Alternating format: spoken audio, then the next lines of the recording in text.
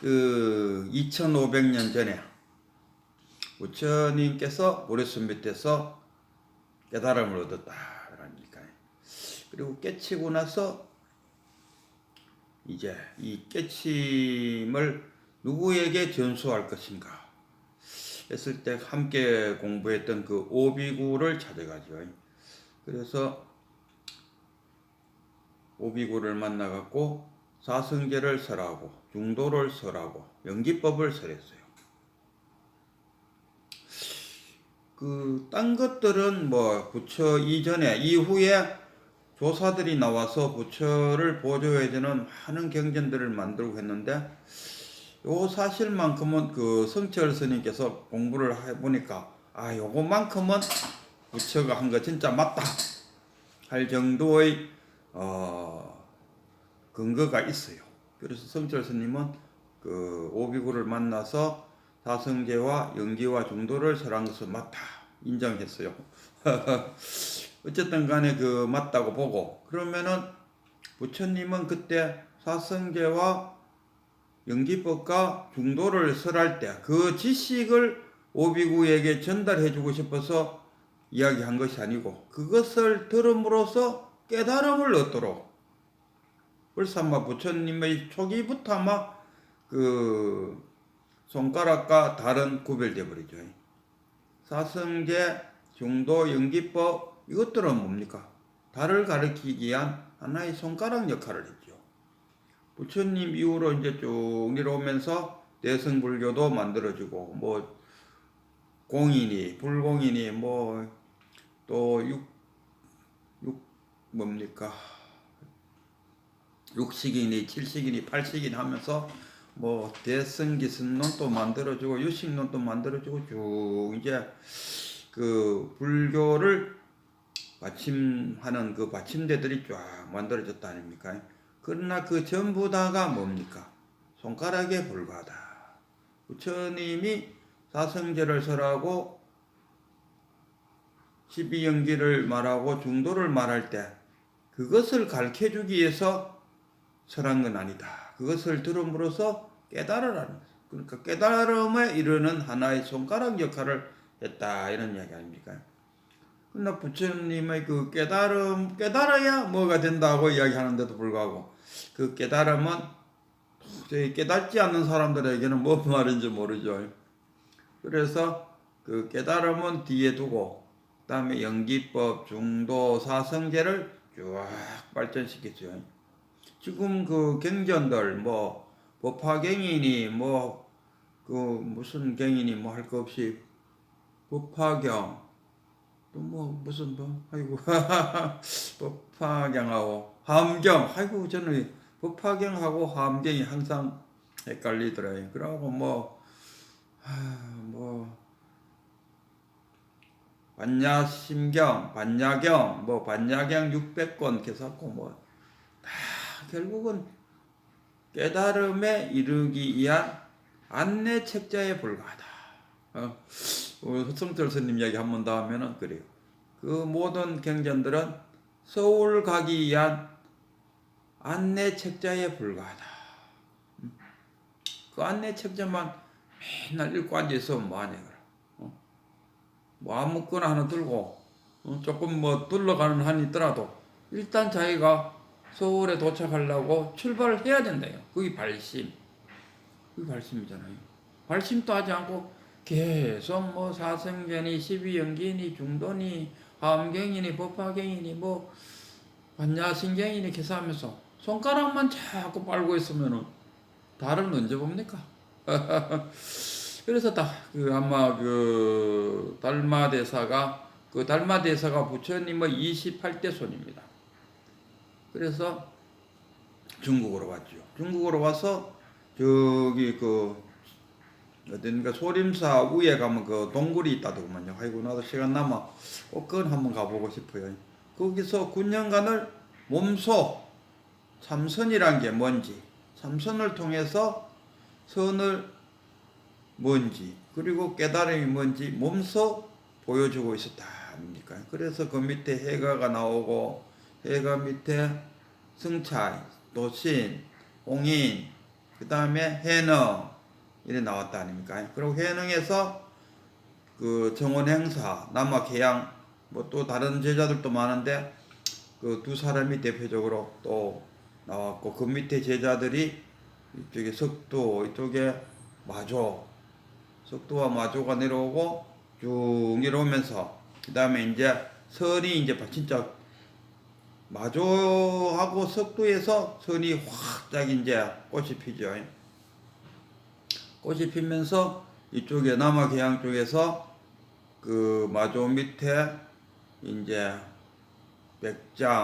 백장에서 그 위산의 제자 앙사. 그래서 위양종이 최초로 선불교의 하나의 종파가 탁 생겼다 아닙니까?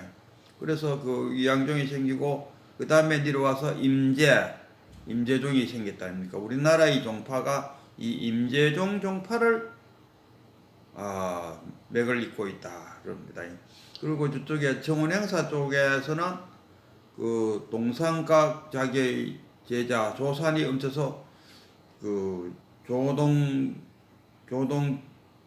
만들었죠. 그 성불교 오종했을 때 그 조동종을 만들. 그러고 쭉 내려와서 운문선사해서 운문종을 만들고 마지막으로 만들어지는 게 오늘 그 법안선사에 의해서 법안종이 만들었어요. 이 5종파가 만들어졌죠. 그러다가 이제 뭐 이래저래 합치고 결국은 조동종은 일본으로 들어갔다더만. 그래서 일본에는 조동종이 번창하고 우리나라에서는 임재종이 들어와서 임재종이 지금까지 맥을 이어지고 있다. 이런 이야기. 근데 이 법안종을 만든 법안이 자기의 이 조동종에서도 그 좀 수학도 하고 뭐 옛날에 그 꽃집 메고 이절저절 다니러 가는 걸 행각이라고 하더만. 아이고 나도 그 시절 태어났으면은 아마 그 행각하러 다니지 않았을까. 어세식으로 표현하면 역마살.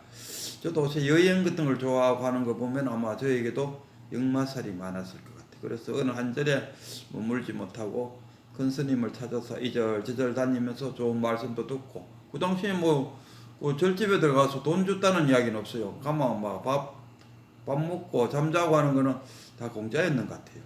그러니까 행각이 이루어지고 만약 저도 그 시절이었으면은 아마 전생으로 들어갔을 때 그 시절에도 한번 태어나지 않았을까?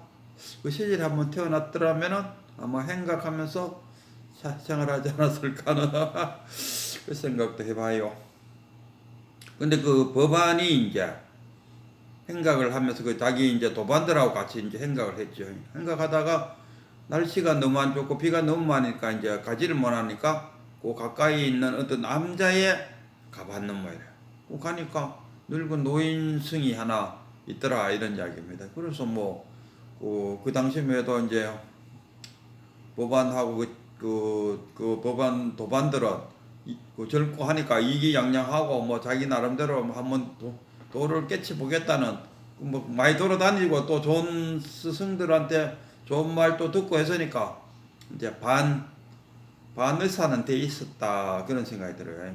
그 딴에는 뭐 이만하면 나도 안 깨쳤겠나 할 그런 생각을 어느 정도 가지고 있을 정도가 안 되었겠나 싶어요.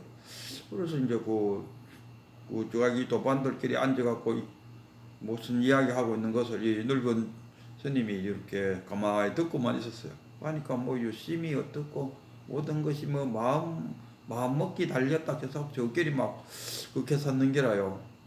그래도 그 법안의 그 스승이 된 그 나한계침 선사죠. 나한계침 선사는 정말 그 쪼글라들만큼 쪼그라들고 쪼매난 승이고 나이도 늙고 뭐 누가 봐도 뭐 형편없는 보잘것없는 그런 승으로 안 보였겠습니까? 그리고 뭐 아예 그 승하고도 논할 가치도 없다 생각하고 도반들 저끼리 그 쉽게 말하면 뭐 탕마를 하고 있었지 않았겠나 싶어요. 그러다가 이제 날이 좋아지니까 이제 길을 떠나려고 이제 그 노승한테 그동안 뭐 잘 자고 밥 얻어먹을 수 있게 인사는 해야 될 거 아닙니까? 그래 아이고 고맙습니다 하고 이제 생각을 떠나려고 하니까 이 나은 개침이 늙은 영감이 그래도 뒤를 쫄쫄 따라 나와서 대문까지 발휘해 주려고 나왔겠죠. 그러고 이제 법안이 이제 아이고 고맙습니다. 그동안 신세 많이 졌습니다 하고 인사하고 갈락하는데 이제 이 노성이 한마디 하죠. 그렇게 그 저기 저 문 앞에 있는 저 바위 저게 법안 마음에 있습니까? 마음 밖에 있습니까? 하니까 그 법안하고 그 도반들은 뭐 당연히 유심을 강조하던 사람들인데 당연히 마음 안에 있다고 말할 수밖에 없지. 마음 안에 안 있으면 그 바위가 보이겠습니까? 그래갖고 그냥 왜 당연한 질문을 하냐는 식으로 툭 던졌겠죠. 내 마음 속에 있습니다 했겠죠. 하니까 이 나은 개침이 한마디 하죠. 생각을 떠나려는 사람이 저 무거운 바위 덩어리를 안고 생각하려고 하면 얼마나 무겁겠습니까? 딱 이래 나오는 거예요. 우리 같은 그 도반들은 저놈의 늙은이가 무슨 소리를 하나?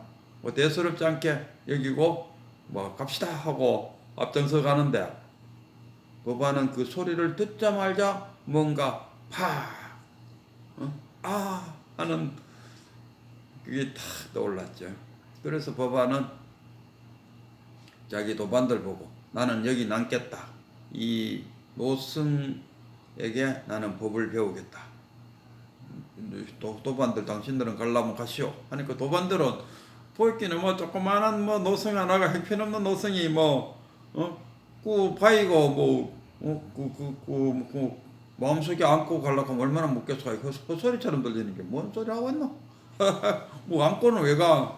그냥 마음속에 있다 뿐이지. 이런 식으로 생각하고 휙 갔어요. 그러나 법안은 그러지 않았어요. 그 노성의 한마디가 정말 유심이다. 일체 유심이다.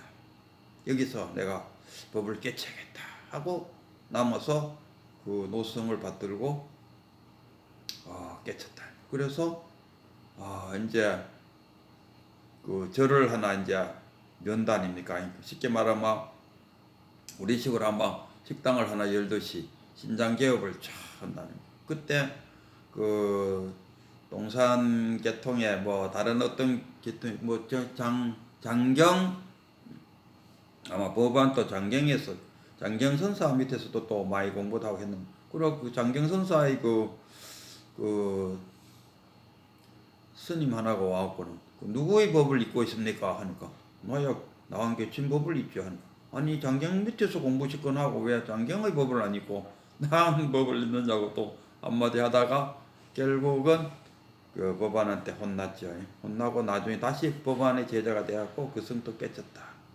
뭐 이런 이야기인데 정말 깨친 사람은 깨쳤다는 이야기를 안 해요. 그 깨쳤다고 말하는 그 자체가 선병이라 그래 버리는데 운문선사는 내가 깨쳤다 하는 생각을 가지면 그게 바로 선병이다. 이래. 그래서 보면은 정말로 그 깨친 사람들은 가만히 있어요. 그 교학을 뭐 책도 안 짓고 뭐 아무것도 안 하고 하니까 깨침을 그야말로 그는 교의 별자 말로서 말로 전달할 뿐이지 책 같은 걸 경전 같은 걸 짓지를 않아요. 그럼 누가 경전을 만들어냈냐? 교학적으로 공부한 사람들.